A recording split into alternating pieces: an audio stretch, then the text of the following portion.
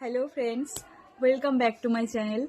मैं Robina Bera recently crack NORCET 9 with a good rank. और जैसे कि आप लोग पिछले वाले वीडियो में कमेंट किए थे कि माइनर सब्जेक्ट का जो हाई यील्ड टॉपिक है तो वो बता देने के लिए, तो मैं आप लोग को प्रॉमिस की थी कि हाँ मैं बताऊंगी आप लोग को माइनर सब्जेक्ट का हाई यील्ड टॉपिक कौन कौन सा है।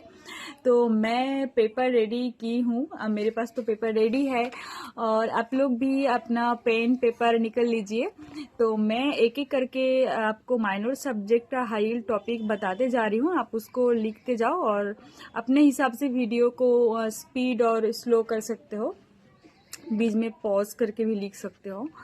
तो मैं माइक्रोबायोलॉजी से स्टार्ट कर रही हूँ, तो तुम लोग कॉपी पेन लेके लिखना स्टार्ट कर दो, ठीक है। तो माइक्रोबायोलॉजी में सबसे पहले तो sterilisation and disinfection most important topic, और सेकंड आता है इम्यूनोग्लोब्यूलिन, और देन इम्यूनिटी, हाइपर सेंसिटिविटी, और टारगेट हाई के पीछे देखना गोल्डन पॉइंट करके लिखा हुआ है, वो आप पढ़ लेना। वो बहुत ज़्यादा वहाँ से डायरेक्ट क्वेश्चन आता है। और नेक्स्ट आता है रिसर्च मैनेजमेंट।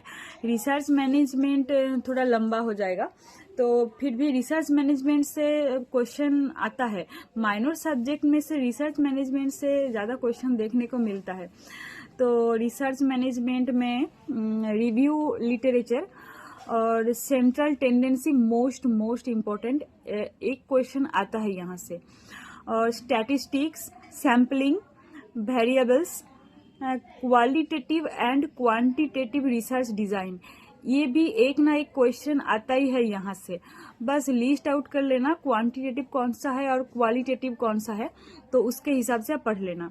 फिर मेथड ऑफ डाटा कलेक्शन, फिर हाइपोथेसिस और टाइप ऑफ रिसर्च और प्रॉब्लम स्टेटमेंट और inventory, record and report. Then euthanasia अभी क्वेश्चन में बहुत ज्यादा आने लगा है, तो यूथनेसिया को अच्छे से पढ़ लेना, ठीक है। और एथिकल प्रिंसिपल, बस इतना ही रिसर्च मैनेजमेंट का। और नेक्स्ट आता है biochemistry and nutrition. Biochemistry nutrition में आप सारे विटामिन को अच्छे से पढ़ लेना, उसका क्या क्या फंक्शन है अच्छे से पढ़ लेना, उसका डेफिशिएंसी में क्या होता है उसको अच्छे से पढ़ लेना। विटामिन B12 का जो अल्टरनेटिव जो नेम है तो उसको अच्छे से पढ़ लेना। और रिचेस्ट सोर्स कौन सा है वो भी पढ़ लेना। और essential and non essential amino acid, ये भी बहुत ज्यादा इम्पोर्टेंट है, इससे भी एक क्वेश्चन आता है हर साल, तो इसको भी अच्छे से पढ़ना आप। Essential and non essential amino acid, okay. Then lipid, saturated fatty acid, unsaturated fatty acid, ये सब पढ़ लेना। और इतना ही, ज्यादा क्वेश्चन नहीं आता माइनर सब्जेक्ट से, बस इसको आप अच्छे से पढ़ लोगे ना, इसको आप अच्छे से रट लोगे तो आपका माइनर सब्जेक्ट, इससे ज्यादा पढ़ने का जरूरत नहीं है।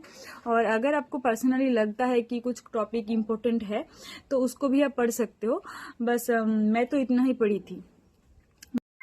मैं फिर से बता देना चाहती हूँ आपको कि माइनर सब्जेक्ट को आप तभी स्टार्ट करना जब आपका मेजर सब्जेक्ट कंप्लीट हो गया हो।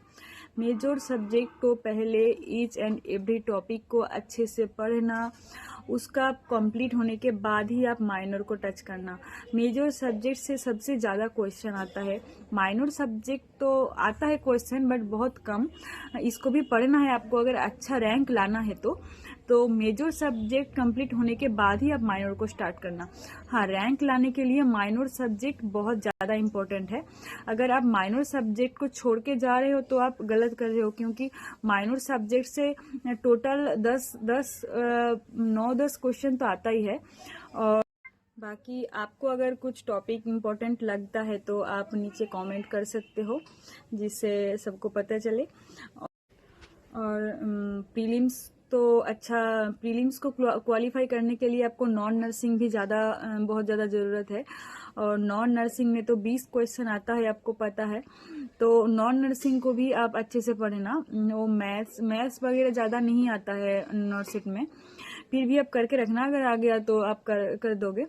तो और जनरल नॉलेज, एप्टीट्यूड, ये सब थोड़ा देखना, रीजनिंग ये सब थोड़ा देखना। वैसे भी नॉर्सेट में नॉन नर्सिंग पार्ट इतना ज़्यादा हार्ड नहीं आता। आप नॉर्सेट 8 का देख लो, नॉर्सेट 9 का देख लो, इतना ज़्यादा भी हार्ड क्वेश्चन नहीं आता नॉर्सेट प्रीलिम्स में, जो नॉन नर्सिंग पार्ट है वहाँ से। फिर भी आपको पढ़ के जाना है, पता नहीं क्या क्वेश्चन कहाँ से पूछ ले। और आज इतना ही। बाकी आपको अगर किसी चीज़ में डाउट हो, आप फिर से मुझे कमेंट कर सकते हो, मैं उसके रिगार्डिंग आपके लिए वीडियो बना दूंगी। और तब तक के लिए पढ़ते रहिए और बाय बाय।